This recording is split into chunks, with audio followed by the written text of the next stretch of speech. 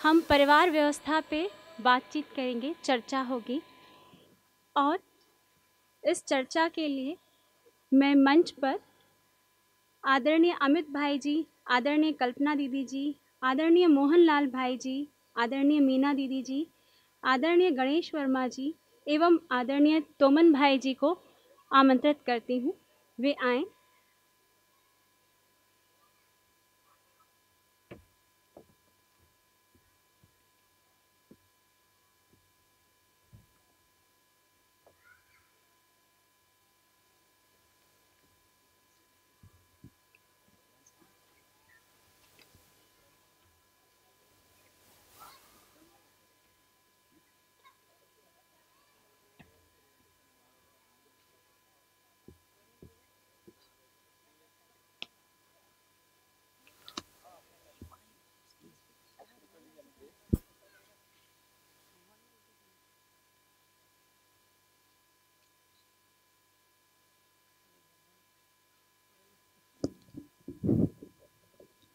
श्रद्धेय बाबा जी को प्रणाम करते हुए आज के इस तीसरे सत्र में आप सभी का बहुत बहुत स्वागत। इसके पूर्व जो 2 सत्र हुए उसमें समाधान के प्रकाश में जीने का स्वरूप, उसको लेकर हमने एक तात्विक और तार्किक चर्चा की। इस सत्र में जो है तो मुख्य रूप से समाधान के आधार पर हम अपने व्यवहार में, परिवार में न्यायपूर्वक कैसे जी पा रहे हैं या ऐसे जीने के प्रयास में लगे हुए जो अपने भाई बहन हैं, तो उन सभी का कैसा क्रम रहा और कैसे जीने में सफलता रही, इसको सुन रहे हैं। तो इसमें हमारे साथ है गणेश भाई जी।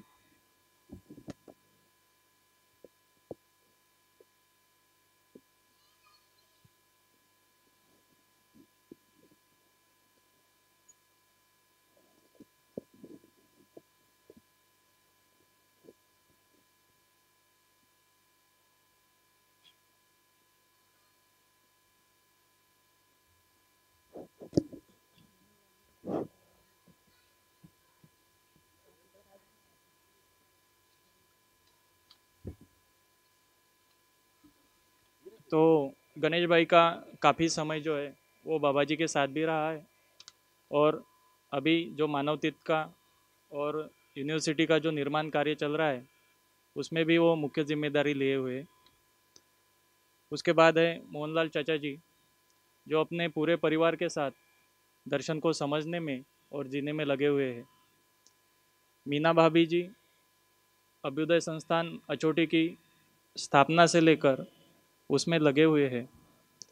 कल्पना दीदी जी पूना से है और अपने परिवार के साथ उत्पादन और दर्शन के आधार पर जीने के प्रयास में है। साथ ही छत्तीसगढ़ से तोमन भैया जी दमतरी से है और अपने गांव में अपने मित्रों के साथ परिवार मूलक स्वराज्य व्यवस्था का स्वरूप कैसे बन पा सकता है इसके लिए जीने के प्रयास में है। तो चर्चा का मुख्य बिंदु जो है परिवार में न्याय, उसको ध्यान में रखते हुए कुछ विचार बिंदु जो है जिसमें परिवार में संवाद की भूमिका, पारदर्शिता, श्रम का सम्मान, पूरकता, संयुक्त परिवार में न्याय तथा परिवार समूह में न्याय, तो इन सभी विचार बिंदुओं को ध्यान में रखते हुए मैं सभी से निवेदन करता हूँ कि संयुक्त रूप से अपनी प्रस्तुति रहे। तो इसमें पहले गणेश भैया जी आपसे शुरुआत करते हैं क्रम से, ठीक है।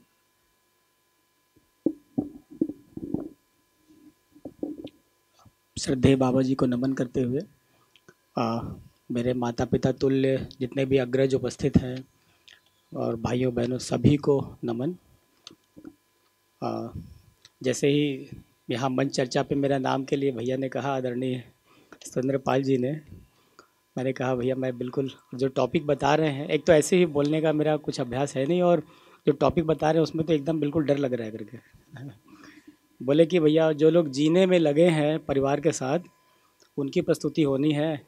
जो क्लास में हमेशा बोलते हैं और ज्ञान चर्चा करते हैं उसका तो बहुत होता है, जो लोग जीते हैं उनका नहीं। तो भैया हम तो पूरा जीने का समझने से कम में जीना होता नहीं है, और हमारा तो कोई दूर दूर तक कोई वास्ता ही नहीं है कैसे करने करके। बहुत ये किया, पर पता नहीं भैया ने क्या रिकग्नाइज़ किया हुआ है हमारे बारे में। लेकिन इनके बोलने के बाद काफ़ी सोचना हुआ, और मैं भैया को भी बोलता रहा कि भैया बहुत नेगेटिव नेगेटिव सोचता हूँ, खूब नेगेटिव बोल दूँगा, क्या करोगे करके। लेकिन भैया काफ़ी मतलब इस मंच से काफ़ी धन्यवाद दूंगा भैया को। आपके कहने के बाद काफ़ी सोचना हुआ और कुछ पॉजिटिव देखना चालू हुआ, तो उसी को थोड़ा सा रख देता हूँ जी। जैसा कि अमित भैया ने कहा कि बाबा जी के साथ रहना हुआ हमारा। आज के डेट में पूरे परिवार में 11 लोग हैं, हम लोग साथ साथ रहते हैं, और थोड़ा सा एक्सटेंडेड फैमिली भी है। मैंने पहले हमारे साथ व्यापार में और जो भी कार्यक्रम में लगे थे उसमें कुछ लोग हमारे साथ और रहे एज एम्प्लॉय, तो वो लोग भी मतलब अब एकदम परिवार के अंग हो गए हैं। जैसे मेरे परिवार वाले लोग मेरे और अवधेश भाई को जितना स्वीकारते हैं, ऐसे कुछ लोग और हैं। ऐसे टोटल हम लोग लगभग 20 लोग हैं। तो मुझे भैया ने जितना रिकग्नाइज़ किया उसमें 95% रोल उन लोगों का है, और 5% मेरा भी है। ये भी मैं देख पाया। है ना। जैसे मैं देख रहा हूँ कि बहुत हमारे बीच में ऐसे महत्वपूर्ण लोग हैं जो आ नहीं पाए, है ना। क्यों नहीं आ पाए? क्योंकि घर की बहुत सारी जिम्मेदारी है, और मैं आ पाया, है ना। तो निश्चित रूप से जो लोग नहीं आए मेरे घर के, उन लोगों की जिम्मेदारी पे, उन लोगों के आशीर्वाद से उन्होंने मेरे को परमिशन दिया, तब आ पाया। ऐसे ही सारे कार्यों को जिसके चलते मेरा चेहरा चमक जा रहा है, या लोग मुझे कह रहे हैं कि वो मानव तीर्थ में और यूनिवर्सिटी में और उधर सब काम देख रहा है, सब कर रहा है, तो वाकई में मेरा अकेले का कोई रोल नहीं है। 5% मेरा है, 95% उन लोगों का है। और इन सब में मतलब पूरी तरह से अगर देखें तो आज से 8 साल पहले इस दर्शन से जुड़ना हुआ, पूरा परिवार एकदम बिखरा हुआ था। मैंने एक एक आदमी एकदम अलग अलग जगह में थे हम लोग।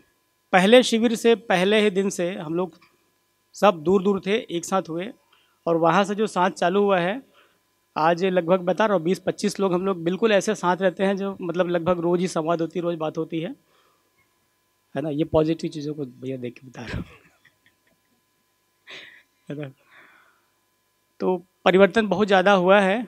तो जो टॉपिक है उससे बाहर ना जाके उसी में प्रैक्टिकल जितनी चीज़ें हो रही है उसको रखने की कोशिश करता हूँ। जैसे संवाद की भूमिका, तो ये देखिए लास्ट में जो संयुक्त परिवार में न्याय कह रहे हैं उसके अंतर्गत सब आ जाता है ना। उसमें संवाद की भूमिका ही है ना। पारदर्शिता, है ना, श्रम का सम्मान, अपना पूरकता, ये सब चीज़ें जो है उसके अंदर है ही है। तो मैं देख पाता हूँ कि मतलब बाबा जी के द्वारा निर्देशित कुछ कार्यक्रम जो शुरू हुए हैं मानव तीर्थ के रूप में, और उन्होंने अब ऐसे हमने एक समाधान नाम से एक कॉलेज शुरू किया, वो परंपरागत है ना।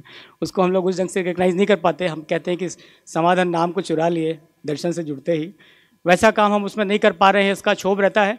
पर फिर भी बाबा जी ने मतलब बिल्कुल जैसे पूर्व चर्चा में कहा ना एक किसी ने कि बाबा जी बिल्कुल, हाँ, आदरणीय साधन जी ने कहा कि बाबा जी जो समझे, कोई भी आदमी आता है उसको भी समझा हुआ मानते हैं। हमने मन जताया कि भाई वो समाधान नाम से कॉलेज शुरू कर रहे हैं, तो बाबा जी ने उसका नींव रखा।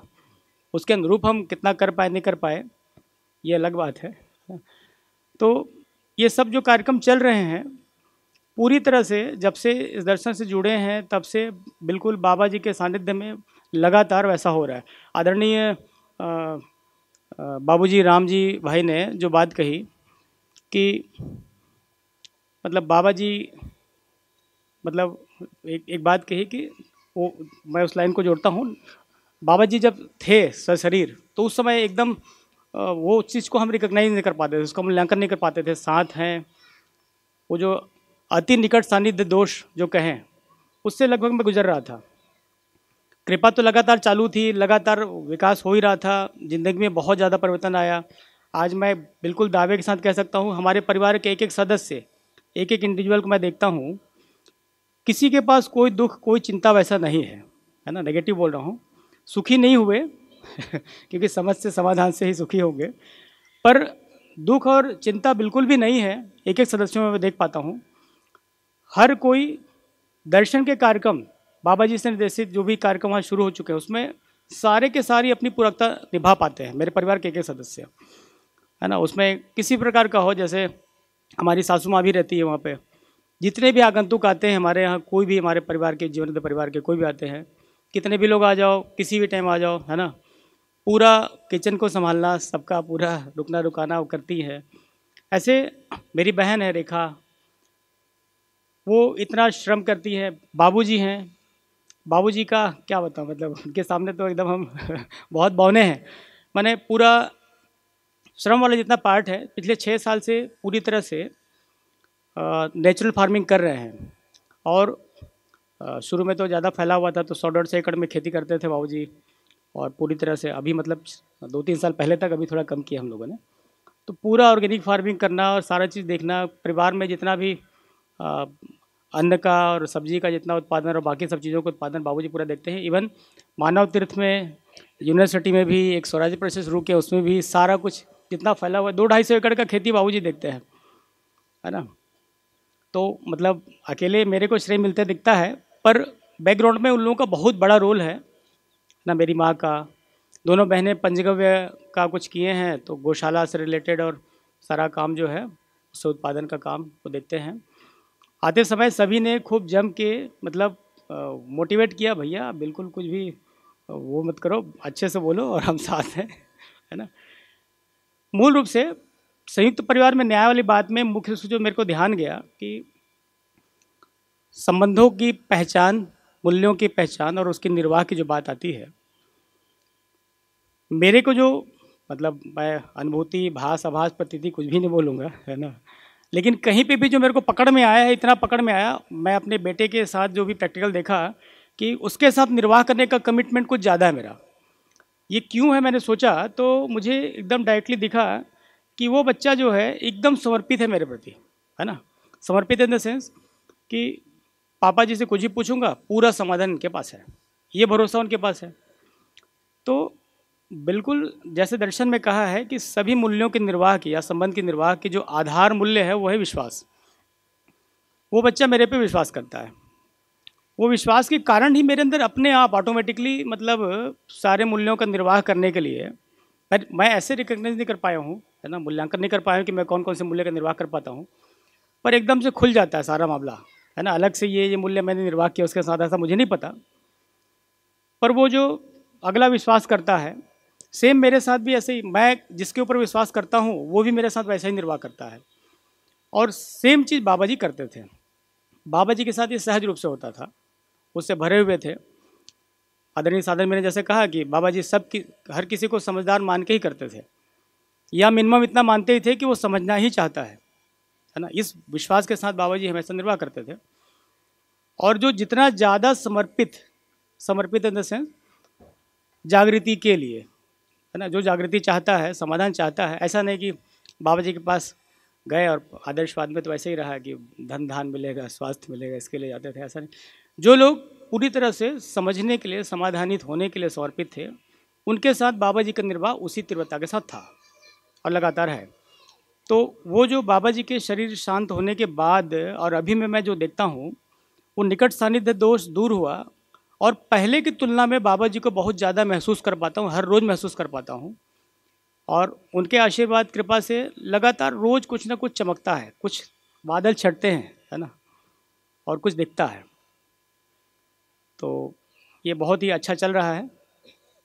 इसी के साथ सभी को प्रणाम। आगे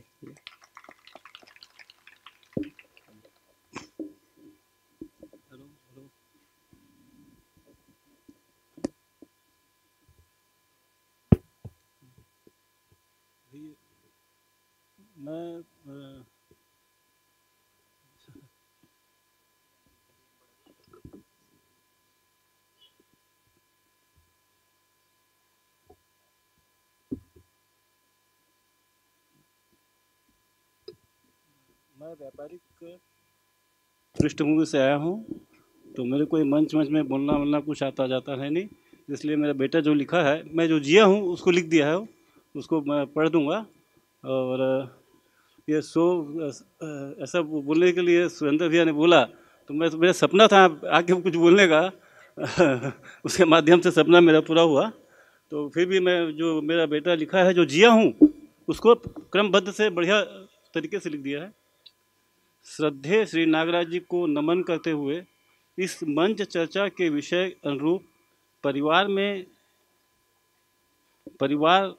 में न्याय पर मैं अपनी प्रस्तुति शुरू करता हूँ। मैंने जो कुछ भी पाया समझा उसे परिवार में, समाज में प्रस्तुत करने का प्रयास करता रहा हूँ।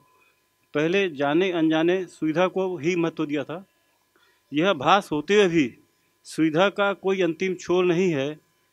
यह न्याय सुनिश्चित करने में पूरा नहीं पड़ता, पर प्रचलित सामाजिक मान्यता का प्रभाव, अमीरी गरीबी में दूरी की पीड़ा, व्यापारिक संघर्ष, संबंधों में तनाव और दूरी का कोई समाधान उपलब्ध ही नहीं था। ईश्वरमूलक और वस्तुमूलक विचार में संतुलन का असफल प्रयास करके देख चुका हूँ। किसी पुण्यवश मंजीत भाई द्वारा यह दर्शन का परिचय हुआ। यह चिंतन पूर्ण है, व्यवहारिक है। वो सोम भैया का एक शिविर किया, उसमें मुझको स्वीकृत हुआ, परिचय शिविर किया था। तो यहाँ पे मेरे को स्वीकार हुआ कि भैया सुविधा में सुख नहीं है, समाधान में सुख है। तो वहाँ से मेरी यात्रा चालू हुई। दर्शन से यह स्पष्ट हुआ। अभी जैसे अपने को बोला गया न्याय के ऊपर, तो न्याय के बराबर क्या संबंधों की पहचान, मूल्यों का निर्वाह, मूल्यांकन, उभय तृप्ति और इस क्रम की निरंतरता। इसी क्रम पे मैं अपनी प्रस्तुति रखता हूँ। संबंध को पहचानने के क्रम में वर्तमान पारिवारिक स्थिति में स्वर्गीय श्रीमती जी की मातृत्व की भूमिका और स्वयं के पितृत्व की भूमिका का वहन अभिभावक पद में संतुष्टिपूर्वक करने का प्रयास कर रहा हूँ। सबसे पहले परिवार में विचार की एकरूपता लाने के लिए सभी सदस्यों को शिविर करवाने में सफलता पाई है। सभी परिवार मतलब मेरा बेटा, बेटी, बहू, भाई, बहन, प्राय सभी को। अब परिवार के सभी सदस्यों में दर्शन की पूर्णता स्वीकृत है। दर्शन आधारित जीवन शैली के लिए प्रयास चल रहा है। परिवार के सदस्यों को अनुकूल वातावरण और बच्चों को सही शिक्षा का अवसर मिले, इसलिए बड़ा बेटा गोपाल, बहू रेखा और पोता मतलब तमन्ना, ईशु और माही का अभ्युदय संस्थान अछोटी में गत 3 वर्षों से रहना हो रहा है। यह अवसर देने के लिए पूरा परिवार एकजुट होकर बड़े बेटा गोपाल, बहू रेखा की पारिवारिक और व्यावसायिक जिम्मेदारी को वहन कर रहे हैं। बेटा बहू स्वीकृति के साथ कृतज्ञतापूर्वक हमारे इस सहयोग को देख पा रहे हैं और परिवारों में विचारों की एकजुटता बढ़ रही है। बिटिया पल्लवी और जमाई विकास जो चेन्नई से हैं को भी दर्शन से जोड़ने में सफलता पाई है। गत 2 वर्षों से वे अब अपनी हर छुट्टियों में शिविर के लिए आते हैं। पिछले बार रायपुर आए थे, अभी इंदौर आने का पूरा प्रोग्राम बन गया है 24 से 30। और अध्ययन की भी तैयारी कर रहे हैं। उनके पूरे परिवार में अभी दर्शन को सुनने की मन स्थिति नहीं बनी है, पर बच्चों का आचरण सभी को प्रभावित कर रहा है। हमारे जो दोता दोती हैं, आकृति और अंश का आचरण सभी को प्रभावित कर रहा है। आशा है वे भी जल्द ही सुनने की स्थिति में आएंगे। हर मुद्दों पर दर्शन के सूत्रों से समाधान की संभावना प्रस्तुत होने से साथ ही बेटा बहू और बच्चों का नियंत्रित आचरण के प्रभाव से यह हो पाएगा, आश्वस्ति है। ये छोटा बेटा मतलब गिरधर और बहू अपनी संध्या। परिवार में आपस में संवाद विकसित हो सके, इसके लिए परिवार में सभी सदस्यों के साथ गोष्ठी भी शुरू किए हैं। हर सदस्य स्वयं की मन स्थिति, योजना, वस्तु की आवश्यकता, परस्परता में भाव अभाव, स्वयं की समीक्षा, मूल्यांकन, बच्चों की स्थिति जैसे बिंदुओं पर चर्चा कर रहे हैं। इस प्रयास में आपस में पारदर्शिता और विश्वास भी बढ़ा है हम लोग का आपस में। यह नियमित हो जाए, यह प्रयास है। भौगोलिक दूरी के कारण संबंधों में भाव की कमी न आ पाए, इसको सुनिश्चित करने के लिए नियमित रूप से हम सभी आपस में मिलते रहते हैं। मतलब बेटा वो वहाँ पे रहते हैं, छोटी रायपुर से 225 किलोमीटर दूर, मतलब भौगोलिक दूरी है, फिर भी हम लोग आपस में संवाद करते रहते हैं, आते रहते हैं।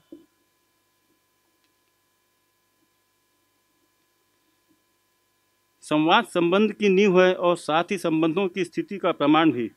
परस्पर संवाद में और जीने में पारदर्शिता बढ़ाने के लिए आचरण सहायक है। परिवार के सदस्यों में आचरण की महत्ता की ओर ध्यान बढ़ रहा है। यह स्वीकार होता जा रहा है कि आचरण ही समझ का प्रमाण है और आचरण से ही परस्परता में स्वीकार्यता बढ़ती है। बच्चे भी आचरण से ही ग्रहण करते हैं, न कि बोलने से। इसी कारणवश जब अब श्रम के लिए हमारे परिवार में प्रयास बढ़ा है, हर पारिवारिक कार्य को स्वयं करने की योग्यता बनाने से हमारे तीनों बच्चों को सब सफलता मिली है। हमारा जो ईशू है, सब घर का काम करते हैं, माही है, तन्नू है, जिसके स्वरूप बच्चों में श्रम के प्रति सम्मान, निष्ठा और अभ्यास स्वयं स्फूर्ति बढ़ रहा है। आपस में सहयोग का यह अवसर निर्माण करता है। श्रम का मूल्यांकन होने से परिवार में नर नारी में समानता की दृष्टि विकसित हो रही है। पोते पोतियों की श्रम के प्रति लगनशीलता देख करके मन भर जाता है। सभी सदस्यों का सहयोगों के प्रति भाव भी उन्नत हो रहे हैं। मूल्यांकन निश्चित होने के लिए, भाव विकसित होने के लिए, शरीर स्वस्थता के लिए दिनचर्या में श्रम अनिवार्यता स्वीकार हो रही है और हम सभी के प्रयास इसके लिए बढ़ गए हैं। उभय तृप्ति को मैं संबंध में दोनों पक्षों के समाधान संबंधता के रूप में स्वीकार किया हूँ। इस स्थिति को पाने का प्रयास परिवार में जारी है, क्रम से है, आगे क्रम से हो जाएगा, यह आश्वस्ति है मुझको।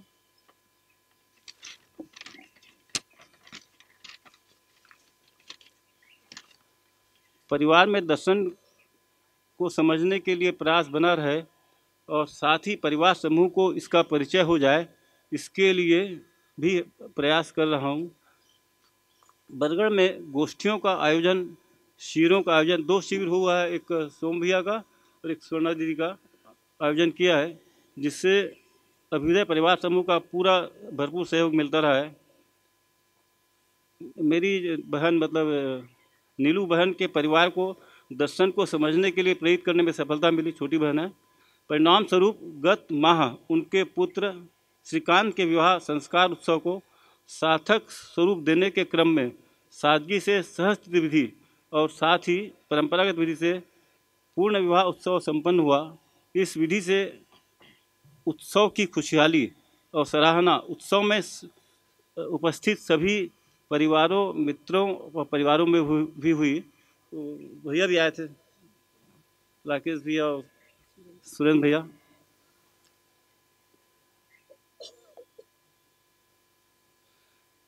यह सारे प्रयास स्वयं और परिवार की मानसिकता में, सामाजिकता में नियमित दर्शन के सूत्रों के मनन की निरंतरता बनी रहे, यह सुनिश्चित करने के लिए कर रहा हूँ। क्योंकि उपरोक्त स्थितियों की निरंतरता नहीं है, इसलिए वर्तमान में कोई दावा करने की स्थिति नहीं है, परंतु यह जरूर है कि हमने यात्रा शुरू कर दी है और कुछ कदम आगे भी बढ़े हैं और आश्वस्त भी है कि सभी के सहयोग से हम सभी की यह यात्रा पूर्णता तक पहुँचेगी।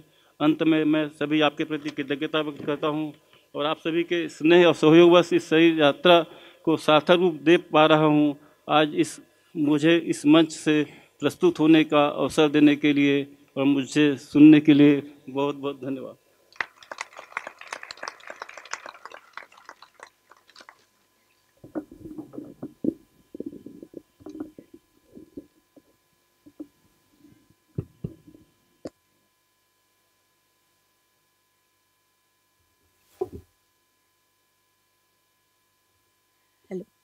हेलो, आवाज आ रहा है? पूजनीय बाबा जी एवं माता जी को प्रणाम एवं उपस्थित सभी को मेरा प्रणाम। पहले हम न्याय को क्या समझते थे और दर्शन के रोशनी में हम संयुक्त परिवार में न्याय को कैसे देख पाए, उसके बारे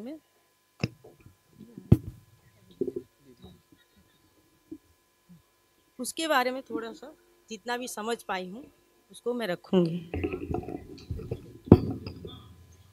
मैं ओडिशा से बड़े संयुक्त परिवार में पली बड़ी हुई, और जैसे परिवार में बच्चों को शिक्षा दिया जाता है, पति जैसा चाहे वैसे जीना है, और मन में हमेशा एक भाव रहता था, कुछ अच्छा करना है, एक ललक था, अच्छा करना है, बुरा तो नहीं करना है। अच्छा और सही कुछ अलग क्या होता है ये मुझे जानकारी नहीं थी। तो शादी होकर आई, ये गायत्री परिवार में जुड़े हुए थे, और शादी हमारा बिना दहेज से हुआ, और उन्होंने मुझे सिर्फ 2 जोड़ी कपड़े में लेके आए थे। उस समय उन्होंने कोई गहना नहीं, कोई वस्तु नहीं, खाली सिर्फ 2 जोड़ी जोड़मी में मुझे लेके आए थे, और उसी समय मैंने स्वीकार लिया कि नहीं, ये जो कहेंगे मैं करूँगी, कोई जरूर कोई अच्छा इंसान है, ये प्रतिज्ञा था। और जैसे कहेंगे मैं ऐसे जीऊँगी। और मैं देखी कि हर दिन कोई ना कोई नया प्रतिज्ञा लेके आते थे। क्या, आज मुझे ज़मीन पे सोना है, आज मुझे नमक नहीं खाना है, मुझे आज सूखी रोटी खाना है। और जिस दिन गायत्री परिवार से में का कोई निर्माण कार्य नहीं होता था मंदिर में, तो उस दिन भूखे रहते थे, मुझे खाना नहीं खाना, आज निर्माण कार्य नहीं हुआ। क्यों? संकल्प लेते थे उस समय, उसी को संकल्प मानते कि ये काम पूरा होना है। ऐसे कई दिन उपास में रहते थे। और एक समय ऐसे आया कि जो मेरे ससुराल से मुझे गहने चढ़े थे वो भी उन्होंने मंदिर के निर्माण में लगा दिया। मैं खुश थी इसमें भी, मुझे लगता था कि नहीं, मैं ये करके खुश हूँ, और मैं आस्था विधि से इसी को न्याय समझती थी, तो इसमें मेरे को कनिक भी तकलीफ नहीं थी, आस्था भी न्याय समझती थी। और ऐसे ही हमने बहुत सारे जगह रहे, भटगांव में रहे, भटगांव में भी कुछ नहीं था, फूस के घर में थे, तब भी मैं खुश थी। और फिर अभ्युदय संस्थान आए, उसके बाद अभ्युदय संस्थान में भी रहे, तब वहाँ कुछ भी नहीं था, लेकिन मन में एक ही भाव था कि कुछ त्याग करेंगे तब तो कुछ अच्छा कर पाएंगे।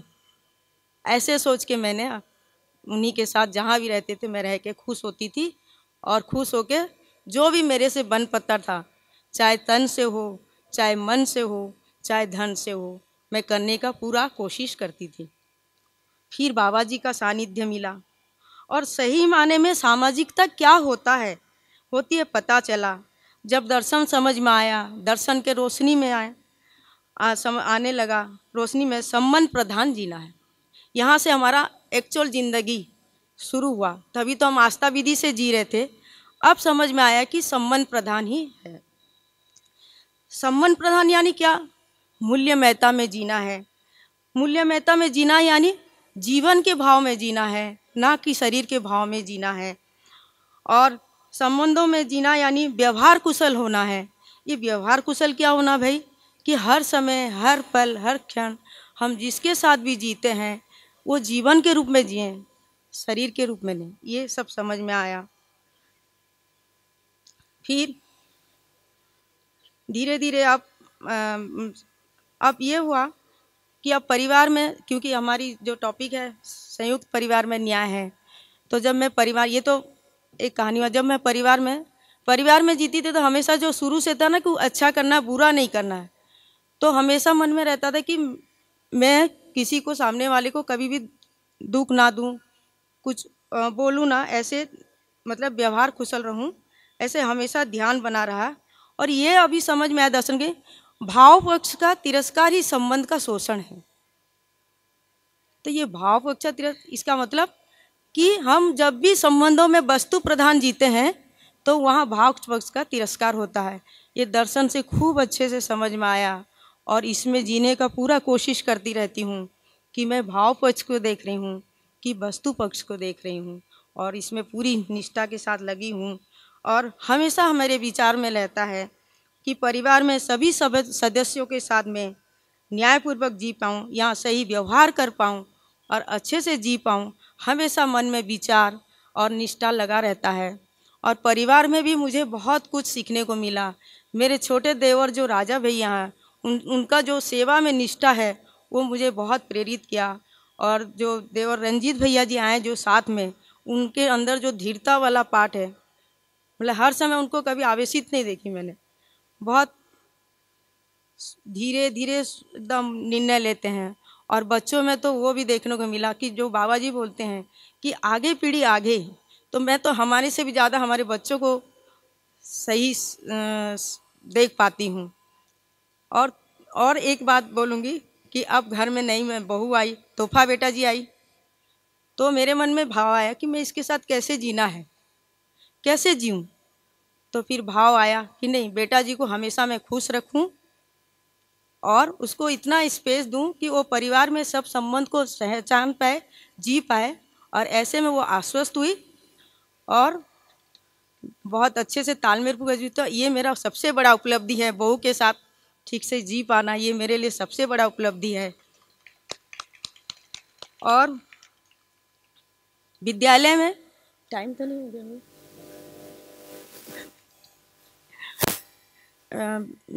विद्यालय में बच्चों के साथ न्याय क्या याचना को पूरा करने में कोशिश करती हूँ। और जहाँ जहाँ भी गलती होता है वहाँ वहाँ ठीक करने के लिए हमेशा अध्ययनरत हूँ। और एक बात और बोलूँगी, जो अभ्युदय संस्थान में बाबा जी के साथ समय बिताए हैं। बाबा जी 3 महीने में 10 दिन आते थे। घर में जो बाबा जी के साथ जीना हुआ, जो न्याय का वो देख पाई, जो घर में एक खुशहाली का वातावरण था, वो तो जितना भी वर्णन करूं उतना कम है। और उस समय एक श्रम के प्रति वो भी आया कि जब हमारा मन खुश रहता है, चाहे हम सबके साथ न्यायपूर्वक जीते हैं, उस समय श्रम गौण हो जाता है। ये चीज़ मैंने फील किया कि बाबा जी आते थे, घर में इतने लोग आते थे, खाना पीना सब चलता था, लेकिन अंदर से कभी थकान नहीं लगती थी।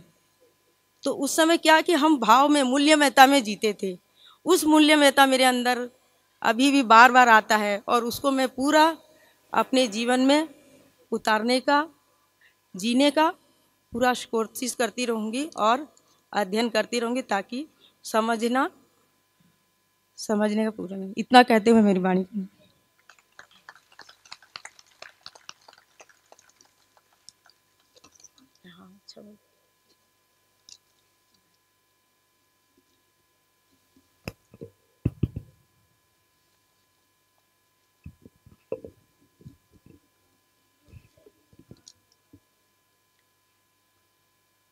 आदरणीय बाबा जी को प्रणाम और सभी को नमस्ते। आवाज़ आ रही है? ठीक है। दर्शन की सूचना कुछ 5 साल पहले मिली। उसके पहले जो जीने का स्वरूप था वो भी कुछ मुझे लगता है कि एक कड़ी से कड़ी जुड़ी हुई रहती है, तो वो पहले उसकी बात करना चाहती हूँ। जिस परिवार में मेरा बचपन रहा, जिस परिवार से मुझे कुछ मिला, वो वातावरण और मेरी खुद की प्रवृत्ति, इसको जब देखती हूँ तो वातावरण में मुझे क्या मिला, तो हर मानव जो भी धर्म संप्रदाय को बिना देखे घर में हर एक का स्वागत भाव मैंने देखा। मैंने ऐसा देखा कि सामाजिक कार्य करने वाले लोगों के प्रति बहुत आस्था इन लोगों के हमारे घर में थी। उनका कार्य समझ के लेना, उनके विचारधारा को समझ के लेना, ये बात मैंने मेरे घर में देखी थी बचपन में। तीसरी बात मैंने देखा कि जो भी घर में साधन थे, उन साधनों का बहुत सदुपयोग करते हुए मैंने देखा। चौथी बात मुझे ऐसी लगी कि घर में साहित्य, कला और बाकी जो एक वैचारिक श्रम और सेवा का वातावरण, तो जो चीज़ें मैंने ये बचपन में देखी थी, वो चीज़ों को लेकर और अपनी प्रवृत्ति को लेकर मैं आगे बढ़ी। जब परिवार मेरा बना तो मुझे लगता है कि ये मेरे साथ था, तो मेरे घर में भी फिर उसी प्रकार से वो स्वागत हमेशा रहा। सामाजिकता का वातावरण इस प्रकार से रहा कि सामाजिक कार्य करने वालों के प्रति एक अवेयरनेस, एक पूरकता निभाने की भाव भी वहाँ रहा। और जब बच्चे बड़े होने लगे तो मैंने काम शुरू किया एक्चुअली बच्चों में ही। मैं एक स्कूल में जाती थी, जो पूना में एक स्कूल है, तो वो ऐसे भले प्रचलित शिक्षा वाली हो लेकिन काफ़ी प्रयोगशील स्कूल थी। तो उस स्कूल में और बाल भवन नाम की संस्था थी, वहाँ भी काम चालू किया। तो नेचुरली ऐसा हुआ कि जैसे भाभी ने कहा कि हमारी हर एक की कामना ये है कि मैं अच्छी अभिभावक बनूं। हमेशा हमें लगता है कि मैं बच्चों को मेरा अच्छे से अच्छा दूँ, तो मुझे क्या बदलाव की ज़रूरत थी वो मैं देखती थी। तो वो बदलाव के लिए जब मैंने देखा तो मैंने पहले ये बात देखी कि सबसे पहले तो मुझे ये देखना है कि मैं बच्चों को अच्छा सुनूं, ताकि बच्चे मुझे क्या कह रहे हैं ये तो पता चले। तो सुनना मतलब बाबा जी जैसे कहते हैं ना, कायिक वाचिक मानसिक तीनों रूप से बच्चे व्यक्त होते हैं। तो उन बच्चों को पहले सुनने का अभ्यास अच्छा किया। उसके कारण ऐसा रहा कि आयु के अनुसार जो भी बच्चों की मांग होती थी और जो भी ठीक चीज़ें करनी होती थी उसके लिए मतलब मुझे अवसर मिला कि मैं वो करती रहूं। बाकी तो घर में जो जीने का कार्यक्रम था, मुझे ये भी लगता है हमेशा कि जीने का कार्यक्रम और बच्चों का कार्यक्रम कभी अलग नहीं हो सकता। जो भी हम जीते हैं, जो भी उन्हें दिखता है, वही एक्चुअली बच्चे अपने खुद के अंदर अपने प्रवृत्ति के अनुसार उठाते हैं। तो जो भी जीने का कार्यक्रम रहा, उस कार्यक्रम में हर कार्यक्रम में बच्चों की इन्वॉल्वमेंट रही।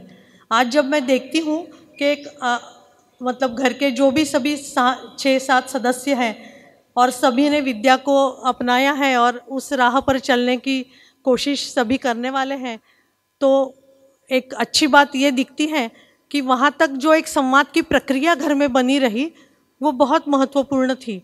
जो मैंने मेरे माँ के घर में माता पिता से देखी थी, वही चर्चा का वातावरण हमारे घर में बना रहा। तो विद्या की जब सूचना आई तो मुझे ये अलग से कुछ करना नहीं पड़ा। जब अपूर्वा ने शिविर किया तो अपूर्वा ने कहा कि हमें दोनों को कहा कि हम जिस प्रकार से सोचना चाहते बस उसी दिशा में और अधिक स्पष्टता और बहुत ही अच्छा रास्ता है कि जिससे हमारे प्रश्न जो भी आज हमें प्रश्न लग रहे हैं वो प्रश्न नहीं लगेंगे। तो एक बच्ची हमें आकर कहती है और हम पूरा परिवार मानते हैं, इतनी संवाद की भूमिका कम से कम घर में थी। दर्शन की सूचना के बाद उसमें काफ़ी मानसिकता और दृष्टि का बदल बहुत ज़्यादा हुआ। लेकिन जब मैं देखती हूँ तो जीने का कार्यक्रम और ये कार्यक्रम अलग नहीं था। तो बच्चे आयु के अनुसार घर में सब कुछ चीज़ें करते थे। मुझे लगता था कि मेरे बचपन से जब अदिति, अपूर्वा और बेटियों का बचपन था, तब ऐसा था कि पर्यावरण प्रदूषण की बातें बहुत सिटी में रहते हुए आती थी। तो घर में ये तरीका रहा कि हर चीज़ समझ के लो, समझने के बाद करने का प्रयास करो ताकि जीने में आए। तो छोटी छोटी चीज़ें जैसे कचरा है तो कचरे का क्या किया जाए, वो अलग कैसे करें। पानी का है तो पानी का एक यूज़ कैसा करें। फिर पेड़ पत्ते पौधे इन सब के साथ बच्चों की, छोटे बच्चे हैं तो उनका एक अपना आकर्षण रहता है, तो उनके साथ उनका कैसा मतलब उनके कैसे पहचान हो, ये सब चीज़ें होती रही। इसके कारण जो संवाद था वो संवाद सिर्फ आपने खाया क्या, स्कूल गए क्या, होमवर्क किया का, इतना तक वो मर्यादित संकुचित नहीं था। तो एक उत्साह भरा था। शेयरिंग दोनों तरफ से होती थी। बहुत सारे बच्चे, जब बेटियां घर में आती थी तो वो मुझे कुछ बोलती थी, उससे मैं सीखती थी, मेरे कुछ कहने से बेटियां सीखती थी, ये सब। और पिताजी की भूमिका हमेशा सपोर्ट में रही। तो ये सब माहौल बना था। अलग अलग विचारधाराओं को हम सुन रहे थे। मैं ऐसा कह सकती हूँ अभी कि अच्छे की कोई डेफिनेशन नहीं थी मेरे सामने। जो भी मैंने पहले जिया था उस क्रम में आगे जो चल रहा था उसको अच्छा मैं समझती थी और अच्छा जीने की इच्छा थी, तो वो कार्यक्रम जीने में आए। बस मुझे इतना लगता था कि बस मैं बात न करूं, बात के साथ मेरे घर में वो सब चीज़ें होती रहे और वो सब बातें होती रही। तो मुझे लगता है कि उसका फल परिणाम अच्छा आया। अच्छा इस तरह से आया कि दर्शन की सूचना आने के बाद मुझे लगता है कि किसी ने प्रश्न चिन्ह नहीं उठाए और सब लोग इसके लिए तैयार हो गए। और एक बात मुझे लगती है कि छोटे छोटे जो कार्यक्रम हम करते गए तो उस कार्यक्रमों में दृष्टि हमेशा ऐसी थी, वो सिर्फ भ्रमण वाली दृष्टि ऐसी नहीं थी। जिन व्यक्तियों ने अच्छा काम किया है उनकी जानकारी लेना, उनके साथ मिलने जाना, तो ये बच्चे हमेशा साथ में रहते थे, उनके साथ रहना, ये भी हमने किया। जो भी चीज़ उस समय महत्वपूर्ण लगी वो चीज़ पूरी उतारने की कोशिश घर में होती थी और परिवार का पूरे सबका सपोर्ट रहता था।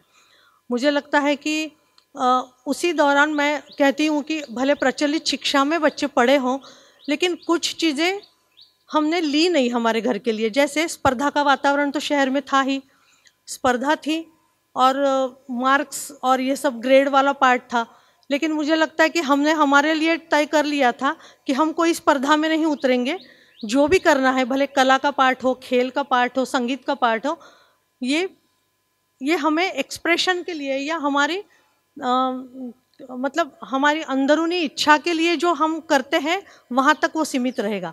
मुझे याद आता है कि जब अपूर्वा का 10वीं का निर्णय, 10वीं होने के बाद निर्णय ले रहे थे कि क्या करना है, तो वो कला में काफ़ी अच्छी थी, तो उसको पूछा तो वो बोली कि नहीं, लेकिन मुझे कोई कला में आगे पढ़ाई नहीं करनी है, मुझे कलाकार नहीं बनना है, मुझे पहले अच्छा आदमी बनना है। तो मुझे लगा कि कितना अच्छा आंसर उसने दिया कि उसे अच्छा आदमी बनना है, और कला ये मेरे जीवन का पूरा ये नहीं है। आज जब मैं बाबा जी को कला की व्याख्या करते हुए सुनती हूँ तो लगता है कि कितना मतलब सही चीज़ थी वो, या साहित्य के बारे में जब यथार्थता और वास्तविकता का चित्रण जिसमें है, ऐसा साहित्य है, तो ऐसा लगता है कि बच्चों को भी काफ़ी अगर ऐसा मिलता जाए, वातावरण जैसा मुझे मिला इन बच्चों को भी मिलता जाए, तो मुझे लगता है इस सूचना को लेने के लिए काफ़ी आसानी होती है। दूसरी बात मुझे ये लगी कि जैसे स्पर्धा का वातावरण बच्चों ने बिल्कुल लिया नहीं, या ऐसी कोई भी चीज़ें जो प्रचलित शिक्षा में है और जो मास में सब लोग करते हैं, सामान्य तरीके से जीना हुआ, सादगी से जीना हुआ, तो बहुत ज़्यादा मार्केट वाली बात भी घर में कभी नहीं हुई। और दूसरी बात मुझे ऐसा लगता है कि बच्चों को ना आयु के अनुसार, हमेशा मेरे ध्यान में ऐसा आया कि जब मैं रोटी बेलती थी और दादाजी घर में आते थे तो हमेशा बच्चों को तभी सहयोग करने की इच्छा होती है। उस समय मेहमान होते हैं तब उनको लगता है कि नहीं मुझे भी रोटी बेलनी है। तो हमेशा मुझे लगता था कि अभी मैं ना बोलूं और बाद में उनको बोलूं कि अभी आप सीखो, तो नहीं होगा। तो क्योंकि मैं बच्चों के साथ काम कर रही थी और उसमें थोड़ा पढ़ना भी होता था, तो राइट समय पे मुझे लगता है कि बच्चे काम में भी अपने आप इन्वॉल्व होते गए, तो अलग से काम सीखना भी नहीं पड़ा। तो श्रम का जो सम्मान है वो वाली बात, और पूरा काम घर का और फिर बाहर के काम के लिए तैयार होना, क्योंकि घर का किए बगैर हम बाहर का काम भी नहीं कर पाते। पूरकता भी क्या करनी ये भी समझनी पड़ती है। पूरकता अगर करते हैं एक दूसरे के साथ तब जाके कैसा करना है वो पता चलता है। तो मुझे लगता है कि ये माहौल का काफ़ी वातावरण मतलब मुझे मदद इसमें हुई। फिर जब 5 साल पहले भवेश भाई आज सुबह में ही मिले, वो बिहार से हैं और वो खेत पर आए थे और उन्होंने कुछ ऐसा मध्यस्थ दर्शन करके है और आप अच्छे रास्ते से चल रहे। अदिति ने तब तक खेती का निर्णय भी ले लिया था, 2-3 साल पहले वो खेती भी उसने चालू की थी। तो उन्होंने कहा तो हमें लगा कि शायद कोई ऐसे ही कोई श्री रविशंकर या ऐसी कोई बात होगी, लेकिन जब मुझे लगा कि जिस इंटेंसिटी से वो बात कह रहे हैं हमें वो लेनी चाहिए। और हमारे फिर जैसे हम परिवार में रोज़ मिलते हैं वैसे हम सब बैठे और हमने कहा कि भाई मुझे तो लगता है, मैंने कहा कि मुझे लगता है कि एक ने पहले जाना चाहिए। तो उसमें निर्णय हुआ कि फिर अपूर्वा को अभी समय है तो अपूर्वा जाएगी। तो उस हिसाब से वो भी परिवार में तय हुआ कि एक जन जाएगा, सबको ठीक लगा तो सब लोग करेंगे। दर्शन की सूचना मिलने के बाद मुझे जो फ़र्क लगा वो ऐसा लगा कि शिक्षा में जो मैं काम कर रही थी उसमें कहीं भी चेतना विकास वाली बात तो नहीं थी दूर दूर तक। मतलब मेथोडोलॉजी अच्छी थी, थोड़ा सा जीने के करीब जाने वाली शिक्षा, ऐसा स्वरूप मैंने देखा जिस स्कूल में काम किया। वो सिर्फ बुकिश नहीं थी, इतना मैंने देखा, लेकिन चेतना विकास वाली बात दूर दूर तक नहीं थी, कंटेंट नहीं था। तो जब दर्शन की ये बात आई तो मैं काफ़ी गहरे में सोचने लगी कि अरे ये तो कभी ख्याल में ही नहीं आया। और फिर पता चला, बाबा जी का दर्शन भी हुआ, फिर पता भी चला कि ये अनुभव संपन्न मतलब व्यक्ति की ही बात हो सकती है, क्योंकि इतना आगे का देखना अपने अनुमान में भी नहीं आता है। तो दर्शन में आने के बाद, दर्शन की सूचना के बाद ये सब बातें बहुत लगी कि शिक्षा की जो बात है, उत्पादन में श्रमपूर्वक उत्पादन वाली बात, लेकिन आवर्तनशीलता में स्रोत बनाए रखने की वाली बात है, तो वो केयरफुली करना। परिवार में न्याय हो सकता है, ये मतलब कभी आया ही नहीं था मन में कि संबंधों में या परिवार में ही न्याय की बात हो सकती है, न्यायालय में तो फैसले होते हैं। मतलब ये सब ऐसा लगा कि कितनी मौलिक बातें हैं जिससे हमारा इस सूचना के कारण मिलना हुआ। फिर मुझे लगा कि शिक्षा और इसके बारे में सुनने के बाद फिर मुझे ऐसा लगता कि जिस प्रकार से संवाद प्रक्रिया थी, तो पूर्णता के अर्थ में संवाद, ये बात तो अभी तो उसके लिए तो काफ़ी समय है, काफ़ी अभ्यास है, लेकिन फिर भी सिर्फ चर्चा, सिर्फ संवाद, इसकी पृष्ठभूमि होने के कारण घर में अभी भी जब सब इकट्ठे बैठते हैं तो बात करने में, मतलब मुझे लगता है कि वन फाइन डे एकदम संवाद की बात शुरू नहीं हो सकती। उसके लिए एक बचपन से वो वातावरण बना रहना चाहिए। तो मुझे लगता कि वो मुझे भी मिला मेरे बचपन में, तो इन बच्चियों को भी सबको मिला।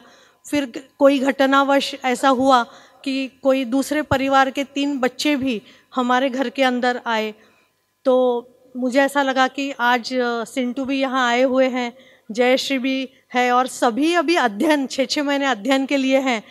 तो बहुत बड़ी उपलब्धि मुझे ये लगती है कि संवेदनशीलता से शायद मैंने वो निर्णय लिया होगा, लेकिन बाबा जी को या दर्शन को पढ़ने के बाद लगा कि अगर आगे की उपलब्धि होनी थी तो दर्शन की सूचना के बगैर होना पॉसिबल नहीं था। मतलब संवेदनशीलता से हम अच्छा जी भी लेते थे, लेकिन जो जागृति की तरफ या एक इसकी तरफ जो एक निर्णय लाना, या सब लक्ष्य के रूप में, दिशा के रूप में एक सामरस्यता होना, सबका अभी विचार एक है, ये होना, ये मुमकिन बात नहीं लगती थी। तो दर्शन में आने के बाद, दर्शन की सूचना मिलने के बाद मुझे लगता है कि पहला जो वातावरण बना उसको एक बहुत अच्छी उपलब्धि ने, और बहुत अच्छी उपलब्धि दर्शन में आने के बाद ये मिली कि पूरी युवा पीढ़ी आज साथ में है और सब मिलके अच्छा काम करेंगे। उसी सूचना के अनुसार जब मैंने 6 महीने का अध्ययन किया, तो पहले तो अपूर्वा का विवाह हम रजिस्टर्ड विधि से करने वाले थे। फिर विवाह संस्कार विधि पढ़ने के बाद मुझे लगा, अरे विवाह का इतना सुंदर अर्थ और इतनी जिम्मेदारी के साथ विवाह की प्रयोजन को स्पष्ट करने वाली विधि हम करेंगे। तो मुझे लगा कि एक अच्छा वो भी मौका मिला कि दर्शन में आने के बाद एक विवाह संस्कार विधि भी हुआ। दूसरा मुझे लगा कि संवेदनशीलता से जितने भी चीज़ें की उसको आगे जाने का कार्यक्रम संज्ञानशीलता की तरफ, और वहीं उत्तर हमें मिलेगा, ये बहुत अच्छा मिला। साहित्य और कला और ये सब जिससे भी इनका बचपन बहुत अच्छा उत्सवित रहा, उस सब की अपनी अपनी जगह क्या है, और अंतिम जगह तो यही है कि जागरूकता की तरफ जाना है। तो लक्ष्य का अच्छी तरह से निर्धारण होना, फिर शरीर यात्रा में जितना भी समय लगे वो बात अलग है, लेकिन अभी ये तो निश्चित हुआ कि पाथ यही रहेगा, तो ये भी बात मुझे अच्छा लगा। फिर जिस स्थल में खेती की शुरुआत की है उसका नाम सुवर्णा दीदी ने समाधान स्थली किया, और समाधान स्थली अभी पहले जैसे मैंने कहा कि सामाजिक दायित्व वाली बात घर में थी, लेकिन अब बाबा जी जो कहते हैं तो धन सामाजिक संपत्ति है, और अच्छे सार्थक कामों के लिए इस प्रकार की जगह पूरी ओपन होना, खुली होना, वो एक परिवार की न होके सबकी होना, इस प्रकार के मानसिकता और दृष्टि का बदलाव मुझे लगता है कि दर्शन की सूचना के कारण ही हुआ। और इसी में अभ्यास जितना करना है करना ही है, और बस बच्चे सब आगे लेके जाने वाले हैं ही, तो उनकी छत्र छाया में भी आगे की जर्नी करेंगे। इतना कह के मैं अपना वक्तव्य खत्म करती हूँ। धन्यवाद।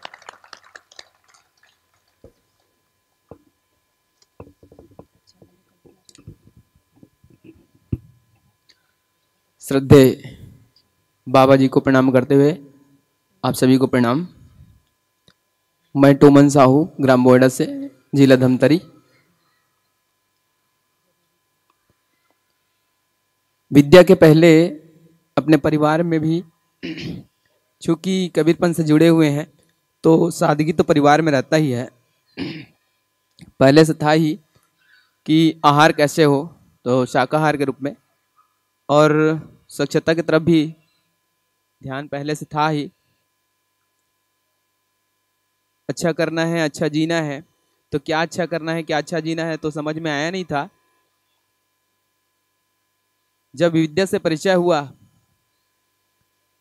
तब लगा कि हाँ, निरंतर सुख, अब तक के जो ध्यान लगा था कि सुविधाओं से सुख, यही सब कुछ है, तो क्यों ना अपन अच्छे से कृषि करके, उत्पादन करके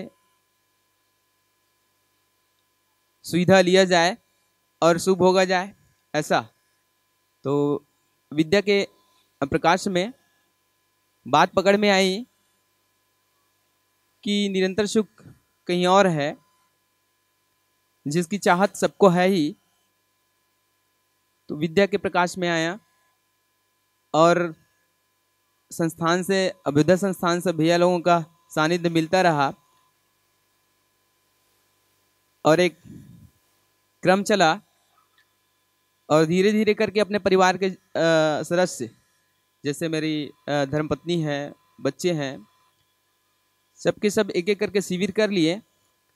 और शिविर से ये लाभ हुआ कि संवाद तो अच्छा बढ़ा ही, साथ में जैसे पुरखता है, श्रम का सम्मान है। तो हम लोग चूँकि कृषि से जुड़े हुए हैं, मुख्य रूप से खेती ही हमारा एक परिवार का आधार है। तो खेती कैसे करें, तो प्रकृति के जो नियम हैं, व्यवहार, परिवार में तो व्यवहार को अपन न्याय कह ही रहे हैं, लेकिन प्रकृति के साथ जो नियम को समझ करके उत्पादन कर रहे हैं, आवर्तनशीलता को देखते हुए, ये एक अभ्यास जारी है। हम एक अभ्यास के क्रम में हैं और इसमें पूर्ण रूप से सभी लोग सहमत हैं, हमारे परिवार के लोग और बच्चे भी बीच बीच में जैसे समय बनता है वैसे सहयोग करते हैं। तो ऐसा पूरकता परिवार में देखने को मिलता है। साथ में प्रकृति के साथ में जो आवर्तनशीलता बना रहे, उत्पादन उसमें रहे और उत्पादन हमारी आवश्यकता अनुसार परिवार में मिलता रहे, ऐसा अब देखने को मिलता है, एक प्रयास है। वैसे ही उसी क्रम में कुछ परिवार हम अपने गांव में जुड़े हुए हैं, तो सभी के साथ ऐसा हम एक दूसरे में देख पाते हैं। और कभी जैसे परिवार में श्रम के मामले में कहीं लगता है कि हाँ, एक दूसरे के परिवार से अपना सहयोग चाहिए, तो एक परस्परता में हम एक दूसरे का सहयोग कर पाते हैं। कुछ परिवार अपने बीच यहाँ उपस्थित हैं, आए हुए हैं, तो ऐसा कहीं मेरे घर में कुछ काम है, कुछ कारण से मैं कहीं बाहर जा रहा हूँ, तो केवल सूचना देने की ज़रूरत है कि मेरे घर में अमुक काम है, तो थोड़ा सा सहयोग की ज़रूरत है, ऐसा तो साथियों से सहयोग मिल जाता है। कहीं कुछ कार्यक्रम होता है,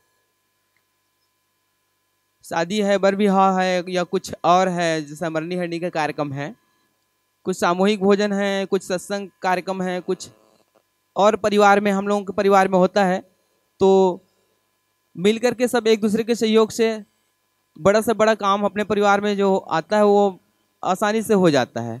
ऐसा पूरकता हमारे परिवार में एक स्वीकृति हुई है और एक प्रयास है साथ में जीने के लिए, वांग्मय को समझने के लिए। अभी हम लोग कुछ परिवार, 8-10 परिवार हर दिन बैठते हैं संध्याकालीन, आधा 1 से 1.5 घंटे के बीच में, तो वांग्मय में चर्चा, पठन पाठन होता है और समझने के क्रम में और बढ़ रहे हैं धीरे धीरे। बीच बीच में अभ्युदय संस्थान के भैया लोगों का, जैसे मीना दीदी का और बसंत भैया का, उनके परिवार का पूरा सहयोग मिलता है, आना जाना रहता है।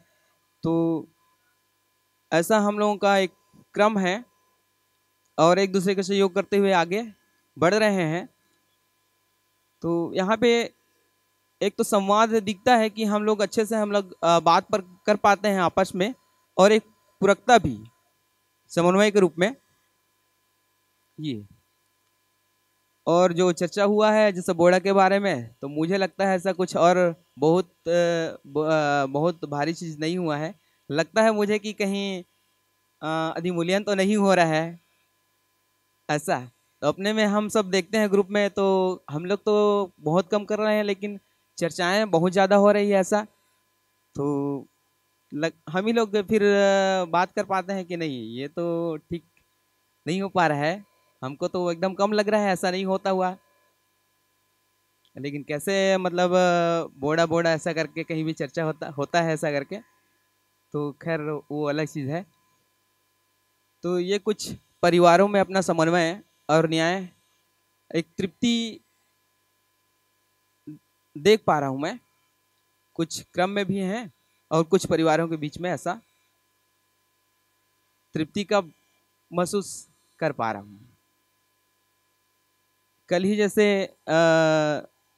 तामराज भैया जी अभी हमारे गांव से, हमारे एक परिवार से अध्ययन शिविर में हैं, तो उन्होंने कहा कि शरीर को स्वस्थ रखने के लिए कुछ योग, ध्यान, ये जीवन से रिलेटेड कैसे है ऐसे करके। तो मैंने ही कल दोनों जनी चर्चा कर रहे थे जब हम लोग दर्शन यात्रा में थे कल, मतलब काशी दर्शन में गए थे, तो कि नहीं भाई, कि शरीर एक साधन है, जब तक साधन को हम ठीक नहीं रख पाएंगे तब तक जागृति की तरफ जहां हमको पहुंचना है वहां नहीं पहुंच पाएंगे। तो इसलिए योग, ध्यान, एक्सरसाइज, व्यायाम भी जरूरी है ताकि हमारा साधन ठीक रहे, तो जहां हमको पहुंचना है वहां हम पहुंच पाएंगे। तो उसके लिए कुछ चर्चा हो रहा था। ऐसा कुछ आयाम में देखते हैं तो स्वास्थ्य को लेकर और उत्पादन को लेकर, वस्तु की विनिमय, जैसे कुछ परिवारों में हमारा सब्जी के उत्पादन भी होता है, तो अतिरिक्त जैसे होता है तो कुछ वस्तु का विनिमय भी कर देते हैं। ये पूरकता कुछ परिवारों में, हमारे परिवार में कुछ देखने को मिलता है। और ज़्यादा कुछ न कहते हुए सभी को प्रणाम करते हुए मैं अपने वाणी पे यहीं पर रुकता हूँ। बहुत बढ़िया भैया, सभी के लिए एक प्रेरणादायी प्रयास।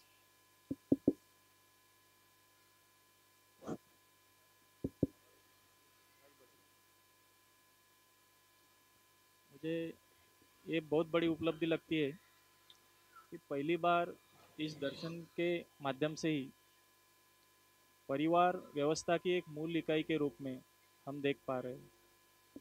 इसी कारणवश परिवार पे एक पूरा सत्र या इतने लोग परिवार के गठन में या परिवार को सुचारू रूप से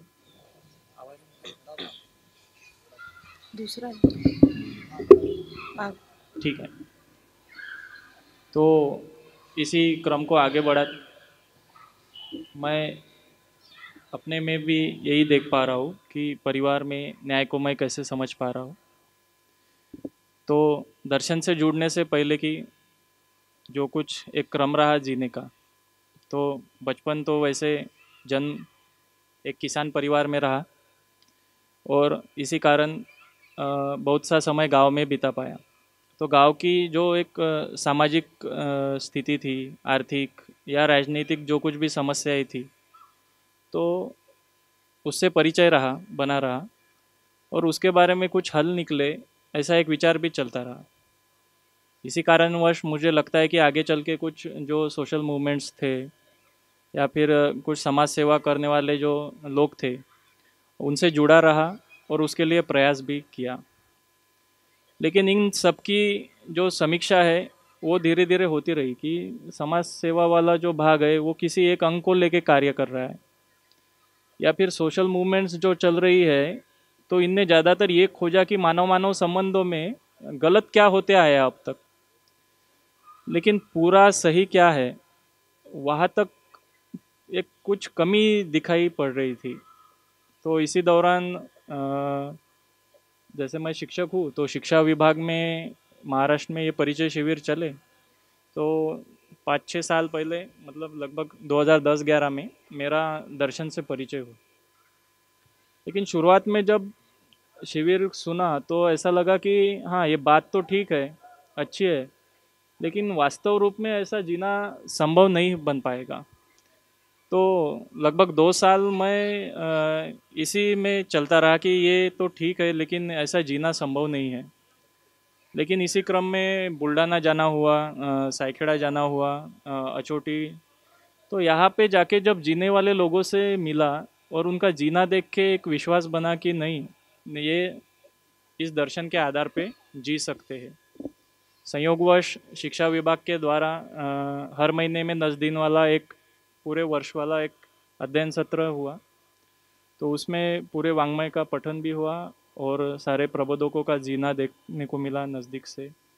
तो उससे एक दृढ़ विश्वास बन गया कि मानवता की जो चाहना है सभी में, या जिसे सूक्ष्म रूप में मैं भी चाहते आ रहा था, तो उसकी पूरी संभावना जो है मानवता स्थापित होने की, तो उसकी पूरी संभावना इस दर्शन के माध्यम से हो सकती है। तो तभी से एक दृढ़ निश्चय बना कि समझना और साथ साथ में जितना समझ पा रहे हैं उतना जीने का प्रयास करना। तो इसका एक क्रम अभी भी चल रहा है, समझने के क्रम में हूँ और जो समझ पा रहा हूँ उसे जीने का प्रयास कर रहा हूँ। तो इस प्रयास में अभी तक जो कुछ भी सफलता मुझे लग रही है वह खुशहाली के रूप में आप सभी के समक्ष रखने की कोशिश करता हूँ। परिवार में न्याय को जब देखता हूँ तो शुरू में रही परिवार के बारे में मान्यता और दर्शन के माध्यम से परिवार के प्रयोजन की स्पष्टता होने से उस आधार पर जीना बन पा रहा है। परिवार अब मेरा परिवार, दूसरा परिवार ऐसा न मानते हुए मानवीयता के स्थापना के अर्थ में परिवार तथा ऐसे काम में लगे हुए अन्य सभी परिवार भी अपना परिवार है, ऐसा दृष्टि में परिमार्जन देख पा रहा हूँ। इसी दृष्टि को अधिक स्पष्ट करने के लिए वाङ्मय के पठन की तथा मनन की जिज्ञासा तीव्र होती हुई मुझे दिख रही है। नियमित रूप से यवतमाल समूह के साथ वाङ्मय का पठन चल रहा है, जिसमें पूरे सप्ताह तय हुए किताब को व्यक्तिगत रूप में पढ़ना, उसका सार भाग निकालने का प्रयास करना तथा हर शनिवार की समूह गोष्ठी में प्रस्तुत करने का एक क्रम नियमित बना है। परिवार समूह सभा में सप्ताह में एक बार पठन की नीति बनाने का एक अच्छा प्रयास हम कर पाए और उसके अनुसार पठन अध्ययन कार्यक्रम चल रहा है। परिवार से श्रीमती जी के परिचय शिविर हो चुके हैं और अध्ययन के लिए मन बन रहा है और सारी गतिविधियों में उनका पूरा सहयोग बना रहता है। माताजी पिताजी ने बुल्ढाना में जो योगेश भैया द्वारा एक बुजुर्गों का परिचय शिविर हुआ था उसमें उन्होंने भाग लिया और मैं यह मान रहा हूँ कि हमारा जीना ही, जो वैयक्तिक रूप में हो या पूरे समूह के रूप में हम जो जी रहे हैं, वही उनके लिए मध्यस्थ दर्शन के परिचय का माध्यम है। साथ ही समूह के सदस्यों को अध्ययन के लिए मैं कैसे पूरक हो सकूं, इसके लिए प्रयास बना रहता है। इसी अर्थ में शिविर की सूचनाओं का आदान प्रदान है या साप्ताहिक गोष्ठियों को नियमित रूप से चलते रहना है या अध्ययन के दरमियान उनके परिवार का ध्यान रखना हो, उसमें भागीदारी कर पा रहा हूँ। पारिवारिक और समूह के स्तर पर अध्ययन में गति के लिए यवतमाल समूह के द्वारा जमीन की खोज पहले से ही चल रही थी। समूह के साथ जुड़ने के बाद इसकी आवश्यकता मुझे भी महसूस हुई। सामूहिक श्रम तथा व्यवहार अभ्यास के लिए हमारे परिवार की सहमति से खेत के कुछ हिस्से का सदुपयोग करने का प्रस्ताव समूह को दिया और उसी भूमि पर पिछले 3 सालों से 12 परिवार मिलकर आवर्तनशील विधि से कृषि उत्पादन का अभ्यास कर रहे हैं। दर्शन से प्राप्त सूचनाओं को जी कर देखने का अवसर इस माध्यम से हम सभी को प्राप्त हुआ और अभी उस स्थान को अभ्यास स्थली, जिसमें विचार अभ्यास, कर्माभ्यास, व्यवहार अभ्यास के रूप में उस स्थली को सभी स्वीकार कर रहे हैं, स्वीकृत होते हुए देख रहे हैं। उसी भूमि पर लगभग 1500 स्क्वायर फुट का भवन निर्माण का कार्य अभी 2 महीने पहले ही शुरू हुआ और लगभग अभी वो पूरा होते आ रहा है। सभी का सहयोग रहा इसमें। कृषि उत्पादन में नैसर्गिक विधि से उत्पादन हो सकता है, इस पर तथा स्वयं के श्रम करने की क्षमता पर विश्वास बढ़ता जा रहा है। साथ ही समूह के रूप में कार्य करते हुए सह अस्तित्व की स्पष्टता होने में सहायता हो रही है। इन सभी गतिविधियों को लेकर परिवार समूह तथा अन्य परिवार समूह जैसे बुल्ढाना, पुना, सायखेड़ा, अचोटी, इंदौर, इन सभी से संवाद बना रहता है और इस अवसर को अपने अध्ययन के लिए काफ़ी पूरक होते हुए मैं देख पा रहा हूँ। यवतमाल से लगभग जो सभी लोग जुड़े हैं वो सभी जॉब है, ज़्यादातर शिक्षक लोग जुड़े हैं वहाँ पे, तो नियमित रूप से मिलना नहीं बनता, तो संवाद के लिए एक व्हाट्सएप जो माध्यम है उसका अच्छी तरीके से पूरकता अभी दिख रही है। इसी की सहायता से यवतमाल में चेतना विकास शिविर के माध्यम से जो लगभग 400 शिक्षकों का परिचय शिविर हो चुका है, उनसे भी जुड़े रहने का, उनके साथ संवाद बना रखने का प्रयास चल रहा है। स्थानीय परिवार समूह में चल रहे उत्पादनों का विनिमय, जो अभी प्रतीक मूल्य में ही हो रहा है, इस अर्थ में पोषणम नाम से एक समूह का गठन करने में तथा उत्पादनों का आदान प्रदान में सहायता कर पा रहा हूँ, जिससे उत्पादन के लिए उत्साह और साथ ही परिवार या समूह के स्तर पर चल रही सभी गतिविधियों की सूचना सदस्यों को होने में सहायता हो रही है। संयुक्त परिवार में कार्य करते हुए यह एक बात मैं समझ पा रहा हूँ कि व्यवस्था की मूल चाहना तो सभी में बनी ही है और हर कोई व्यवस्था में भागीदारी करना चाहता है। व्यवस्था में भागीदारी के लिए पात्रता योग्यता के अनुरूप अवसर उपलब्ध रहे तथा सभी के योग्यताओं का सम्मान करते हुए आगे बढ़ने की आवश्यकता दिखाई दे रही है। मैं अपने तन मन धन का सदुपयोग अगर कर पा रहा हूँ तो वही संयुक्त परिवार में न्याय है और जितना अपने से बन पा रहा है उसे स्वीकार करना ही परस्परता में विश्वास का प्रमुख आधार बन पा रहा है। सभी से मंगल मैत्रीपूर्वक व्यवहार स्थापित हो, इसके लिए प्रयास चल रहा है। साथ ही सभी लोग समझदारी के क्रम में है तो जो कुछ भी अच्छाइयाँ है उन सभी का सम्मान करते हुए साथ ही अपनी कमियों को पूरा करने के लिए एक दूसरे को पूरक बने रहने की स्वीकृति के साथ आगे बढ़ रहे हैं। परिवार तथा परिवार समूह का प्रयोजन अध्ययन स्थली हो जाए और अपने परिवार का फैलाव अखंड समाज सार्वभौम व्यवस्था तक देख सकूं, उसे जी सकूं, इस अर्थ में प्रयासरत हूँ। तो इसी सत्र को यहीं पे रोकते हैं। सभी का बहुत बहुत धन्यवाद, बहुत बहुत आभार।